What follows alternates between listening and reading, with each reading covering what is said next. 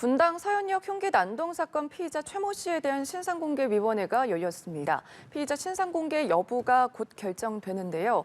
최 씨는 범행 전 앞서 발생한 신림동 흉기 난동 사건을 검색한 것으로 알려진 가운데 살인 예고글이 줄지 않으면서 시민들의 불안도 여전한 상황입니다. 관련 내용들 임준태 동국대 경찰행정학과 교수와 알아보겠습니다. 어서 오십시오. 예, 안녕하세요. 예, 지금 분당 서현역 흉기 난동 피의자 최모 씨에 대한 신상공개위원회가 오후 2시부터 열리고 있습니다. 어떻게 좀 예상을 하십니까?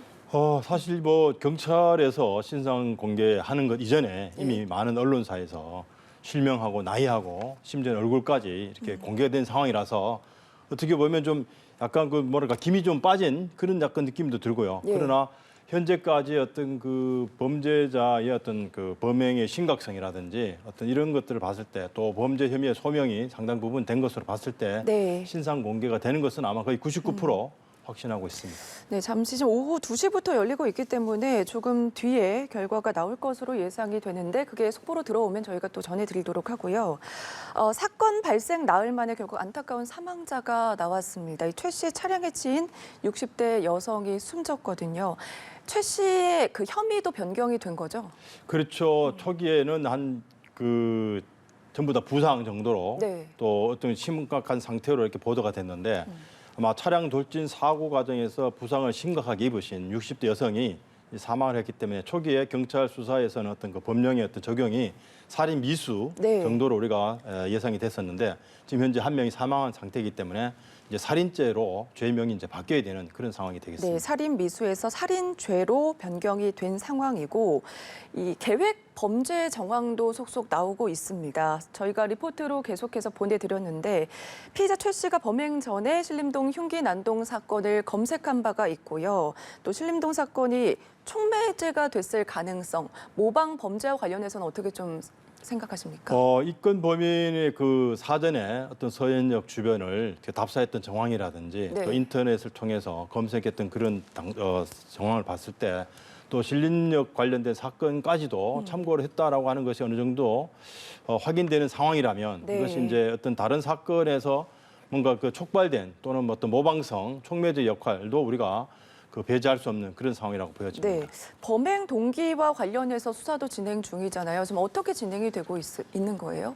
일단 단독 범행이기 때문에 네. 이건 범인의 어떤 그 범행 정황에 이르게 된 과정들이 과연 정신적인 문제인지 개인의 어떤 무슨 문제인지 심지어는 조사 과정에서 자기를 이렇게 감시하는 어떤 그 스토킹 이런 것을 알리겠다든지 이런 이제 횡설수설한 부분도 생겼기 때문에 정상적인 어떤 심리 상태인지 여부까지도 확인해야 될 부분이 아마 네. 수사 과정에서 우리가 확인해야 될 것 같습니다. 수사가 계속 진행되고 있기 때문에 범행 동기와 관련해서도 나올 것으로 보이고요.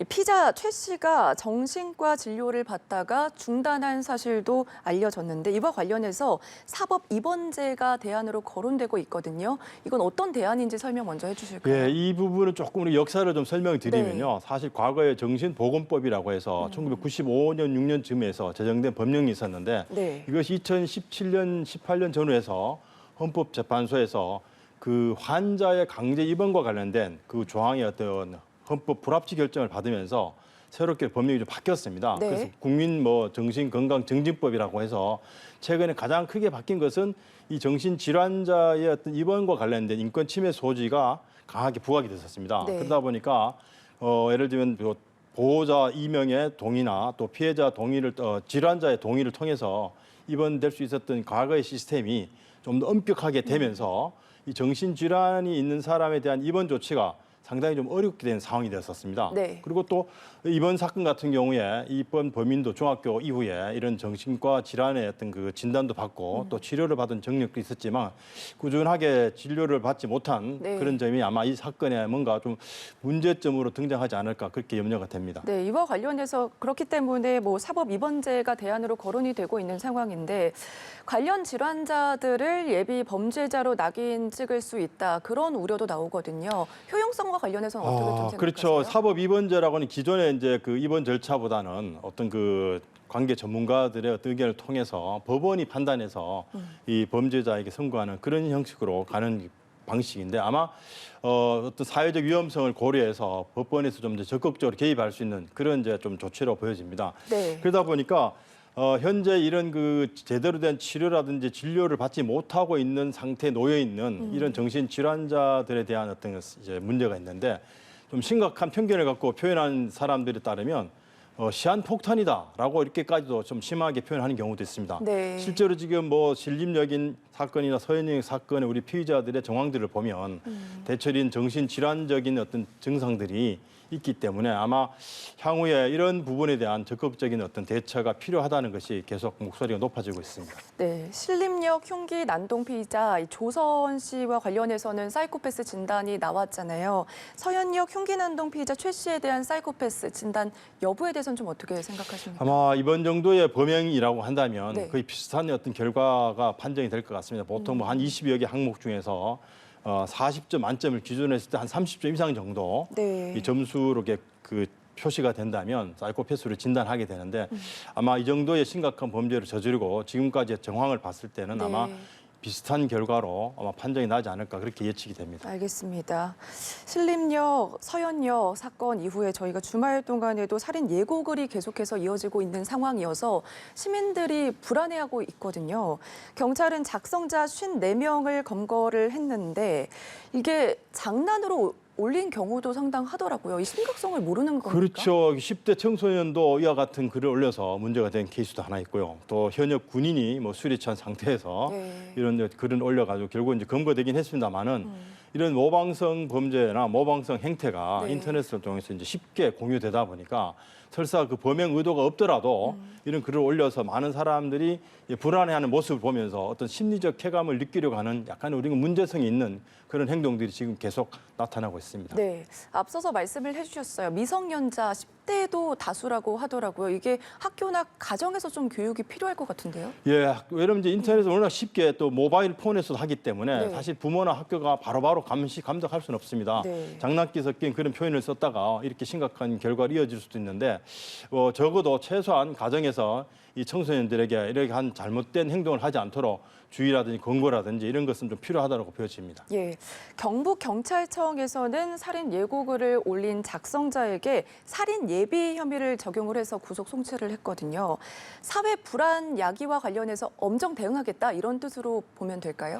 그렇죠. 이게 인터넷상에 이러한 글을 이제 유포시킨 경우라면 흔히 우리가 이제 협박죄 정도로 볼 수 있고요. 네. 또 실제로 특수협박죄 같은 경우는 위험한 흉기를 직접 이제 휴대를 하고 어떤 협박을 했을 텐데 인터넷상에서 글을 올린 것만 가지고는 특수협박이 좀 되기는 어렵습니다. 그러나 이 인터넷에 이러한 그 모방성 게시 글을 올리면서 어떤 범행과 관련된 내용들 상당히 준비를 했을 때 네. 예를 들면 범행 도구를 뭐 보여줬다든지 또 사했다든지 또는 범행 대상 지역을 사전에 답사했다든지 이런 정도의 행동은 살인 예비 정도의 단계에 이런 그런 범죄로 볼 수 있습니다. 그래서 이번 이런 사건을 계기로 해서 경찰에서는 좀 더 강력한 처벌이 될 수 있는 네. 살인 예비죄까지 적용하는 걸 보면 또 이런 유사한 범죄를 예방하는 데 다소 어떤 경각심을 줄 수 있는 그런 조치라고 보여집니다. 네, 이게 뭐 살인 예고글뿐만 아니라 뭐 가스나 폭탄 테러 게시글까지 올라오고 있거든요. 범행 대상지로 학교나 공항까지 적는 경우도 있는데 어쨌든 이런 범죄 예고글이 불안감을 조성한다. 이 부분에서 봤을 때 가중 처벌을 해야 되는 것 아니냐 이런 얘기도 나오고 있어요. 그렇죠. 1대1의 어떤 그 위해를 가하겠다 고지해서 하는 협박보다는 네. 다중 수리가 우리가 누군지는 모르잖아요. 그다음에 이제 다중 운집 시설, 공항이라든 테러 위험까지 있는 그런 시설이라든지 또 초등학교라든지 이런 학생들이 있는 곳에 이런 위험한 어떤 행동을 예고하는 그런 글들은 일반적인 이 협박 범죄보다는 훨씬 더 가중 처벌하는 사회적 요구가 지금 높아지고 있습니다. 네. 그러면 뭐 가중 처벌 이와 관련해서 이런 일들이 좀 줄어들 거라고 생각하세요? 일단 뭐 그 형벌을 통해서 어떤 위화적 기능 우리가 이러한 범죄를 저지를 때 이런 무거운 처벌을 받을 수 있다. 네. 그리고 당신이 지금 하고 있는 장난이지만 실제로 다른 사람들이 심각한 어떤 그 피해를 줄 수 있기 때문에 네. 이런 그 사회적 어떤 경각심을 우리가 환기하는 차원에서는 강력한 처벌도 좀 필요하다고 보여집니다. 네, 살인 예고글이 계속해서 올라오고 있는 상황인데 불안감이 높아졌기 때문에 이와 관련한 오인 신고도 나오고 있거든요. 어제 저녁에는 뭐 신논현역에서 갑자기 소리 지르는 그런 상황이 벌어지면서 오인 신고가 발생하기도 했잖아요. 그렇죠. 뭐 BTS 공연 관련돼서 네. 관람하던 그 젊은 친구들이 이게 강하게 고성을 지르다 보니까 네. 사실 많은 사람들 모여 있는 장소에 고성을 오가면 무슨 사건이 일어났지 않았을까라고 하는 그런 비슷한 상황이 또 연출되기도 하고요. 또 울산의 모 초등학교에서는 이러한 또 뭐 글이 올라가면서 학교를 어떤 잠정 폐쇄하는 이런 사례도 있고요. 또 제가 실제로 외국에서 경험했던 케이스지만 어떤 대학의 학생이 자기가 기말고사 보는데 너무 스트레스를 많이 받으니까 학교에다가 테러를 하겠다라고 해서 전체 학교가 하루 정도 폐쇄하는 사실 이런 건 사실은 전혀 목적과 수단이 다르긴 하지만 네. 이런 사례들이 아마 우리나라에서도 아마 발생하지 않을까 그런 우려가 되고 있습니다. 네, 여러 가지 살인 예고글도 올라오고 있고 오인 신고도 나고 있고 지금 굉장히 정신없는 상황이기 때문에 경찰력 낭비도 심각하거든요. 이 부분에 대해서는 좀 어떻게 생각하세요? 예, 사실 지금 이번 이제 그 신림역이나 서현역 관련 사건 나고 나서 네. 경찰의 대응이 상당히 좀 강경한 정도로 우리가 보이는데 사실 경찰력이 추가로 생기는 것은 아닙니다. 네. 기존에 다른 업무를 계속 하고 있던 경찰관들이 이런 업무에 이제 투입이 되다 보면 네. 기존에 우리가 받아야 될 치안 서비스가 상당히 공백이 생길 수가 있습니다. 그리고 또 유행처럼 일정 특정한 시기에 이런 일이 빈발하게 되면 경찰관들 상당히 피로가 누적될 수밖에 없고요. 네. 그렇지 이제 자칫하면 오히려 다른 업무에 지장을 초래해서 시민들이 또 새로운 문제에 직면할 수가 있습니다. 네, 아무래도 불안해하는 시민들 때문에 혹시나 하는 마음에 모든 거를 다 투적을 하고 현장에 또 찾아가 봐야 되지 않나요? 근데 공무집행 방해 혐의 적용 가능성에 대해서는 좀 어떻게 보세요? 이렇게 이제 그 허위로 신고를 한다든지 또는 협박성 글을 게시해서 경찰관들의 직무를 정당한 직무를 방해하는 경우에 네. 위계한 공무집행 방해를 경찰에서도 추가적으로 아마 적용할 그럴 어떤 그 계획도 있는 것으로 알고 있습니다. 예. 무차별적 흉기 난동에 시민의 정당방위 그리고 인정 범위, 경찰의 면책 범위를 넓혀야 된다 이런 목소리도 나오거든요. 그렇죠. 이러한 이제 위험 상황이 많이 우리 사회에 만연하게 되면 특히 이제 여성이나 노약자라든지 어린이를 이제 보호를 해야 될 책임이 있기 때문에 정당 방위 차원에서 뭐 가스총이라든지 호신용 도구라든지 이런 부분들이 상당히 아마 많이 소요가 될 것이고요. 또 경찰도 기존의 어떤 근무 패턴보다 훨씬 더 좀 강력하게 흉기를 소지한 범인을 제압하기 위해서는 가장 강력한 뭐 테이저건이라든지 또는 네. 그 총기를 사용해야 되는 상황들이 늘어나게 됩니다. 네. 또 이런 과정에서 자칫하면 또 경찰관들이 또 무관 시민에게 또는 또 범죄자를 제압하는 과정에 또 뭐랄까 더 강력한 물리를 행사하다가 문제가 생길 수 있는 부분이 있습니다. 그래서 네.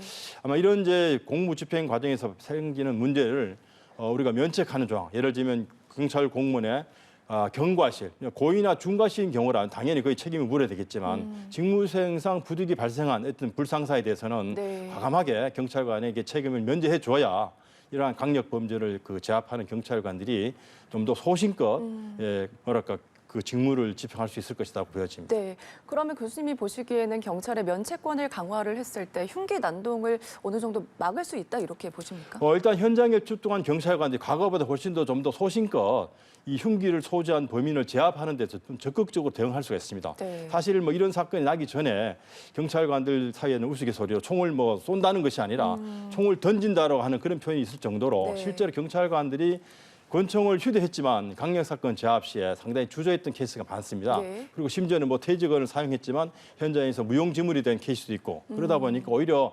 경찰관들의 어떤 그 공권력을 행사하는 과정에 강력 범죄에 제대로 대처하지 못하고 있다. 이런 비난까지 있었거든요. 네. 그렇다고 본다면 이와 같은 이제 심각한 상황이 생겼을 때 경찰관들이 좀 더 주저없이 과감하게 네. 공권력을 사용할 수 있는 분위기가 좀 저는 필요하다고 보여집니다. 알겠습니다. 흉기 난동과 관련해서 앞서도 계속 말했지만 시민들도 계속 불안해 있는 상황이잖아요. 그래서 뭐 호신용품 구매도 급증하고 있거든요. 이게 어느 정도 좀 실효성이 있을지요? 그렇죠. 예를 들면 뭐 특히 여성들 같은 경우는 네. 다른 뭐 자기 방어 수단이 좀 적절하지 않기 때문에 최소한의 일차적인 어떤 그 범행 죄질을 위해서는 뭐 가스 분사기라든지 이런 소형 휴대용 호신용 장비는 좀 필요한 것 같고요. 또 심지어는 뭐 워치라든지 그다음에 또 호루라기 같은 거 이런 것들을 좀 구비해서 신속하게 네. 어떤 그 위험 상황을 전파할 수 있는 그런 상황이 된다면 조금 더 우리가 피해를 줄일 수 있는 데 도움이 될 것으로 보여집니다. 네. 저희가 지금 오후 2시부터 서현기혁 흉기난동 피의자 최모 씨에 대한 신상공개위원회가 열리고 있는 상황인데 지금도 진행 중인 걸로 보이거든요. 근데 저희가 요즘에 이런 일들이 워낙 비일비재하다 보니까 신상공개와 관련해서 이게 과연 실효성이 있을지 그 부분에 대한 지적도 나오고 있어요. 교수님의 견해도 궁금하거든요. 예, 저도 서울경찰청 소속으로 이 신상공개위원으로 네. 여러 번 참여한 적이 있습니다. 물론 뭐 제가 참여했던 게 다 공개된 것은 아니지만 네. 사실 우리나라의 이 신상공개제도 너무 엄격합니다. 그리고 피의자의 기본권을 보장하는 데 너무 치중하다 보니까 네. 시민들의 알 거리나 피해자의 기본권 보장에 상당히 소홀한 측면이 있거든요. 저는 앞으로 선진국처럼 이 사회적으로 어떤 그 관심이 된 이런 중요 범죄자의 신상 공개는 제때 신속하게 알리는 것도 좀 네. 필요하다라고 하는 쪽으로 저는 적극적인 어떤 그 조치가 필요하다는 쪽으로 생각을 하고 있습니다. 네, 그리고 신상 공개가 됐을 때 이제 피의자 신상이 나오고 얼굴 사진도 나오게 되는데 이게 예전에 찍었던 증명사진을 냈기 때문에 실물과 너무 다르다 이런 지적도 나오고 있거든요. 외국에서는 이제 바로바로 머그샷을 촬영을 해서 나오게 되는데 이 부분에 대해서는 어떻게 생각하세요? 예, 저도 그렇게 생각합니다. 사실은 이제 그 현장에서 체포된 시절의 나이하고 네. 실제로 뭐 경찰에서 공개한 사진들은 상당히 그 시간적 간격이 차이가 많이 나서 저게 도대체 무슨 신상 공개냐, 네. 피의자 얼굴하고 전혀 닮지 않은 이게 무슨 공개냐라고 어떤 시민들이 이제 실효성에 대해서 비판을 많이 하고 있습니다. 네. 그렇다고 한다면 체포 당시나 또 연행 과정이라든지 또 머그샷 촬영이라든지 적어도 범행 직후에 그 생생한 피의자의 얼굴이 공개되는 것이 오히려 실효성이 담보되지 않을까 그렇게 생각을 합니다. 네, 뭐 요즘에 이런 일이 많이 일어나다 보니까 아마 지금 보고 계신 시민분들도 많이 불안해하실 수도 있거든요. 경찰행정학과 교수로서 마지막으로 한 말씀 좀 부탁드릴까요? 예, 저도 대학에서 범죄 예방 논의 강좌를 지금 한 20여 년째 강의를 하고 있습니다. 네. 통상적으로 범죄가 발생하는 경우가 특히 이제 강력 범죄는 야간인 경우가 많았는데 최근에 이러한 범죄 발생 경향을 봤을 때는 오히려 우리가 범죄 예방이라고 하는 어떤 사고를 시간적 개념이 아니라 장소적, 공간적 개념까지도 좀 확대를 해서 사람들이 많이 붐비는 장소, 네. 또 위험한 공간 이런 부분들에 대한 경각심도 좀 가져야 될 필요가 있다고 보여집니다. 알겠습니다. 오늘 말씀은 여기까지 들어보겠습니다. 지금까지 임준태 동국대 경찰행정학과 교수와 이야기 나눠봤습니다. 고맙습니다.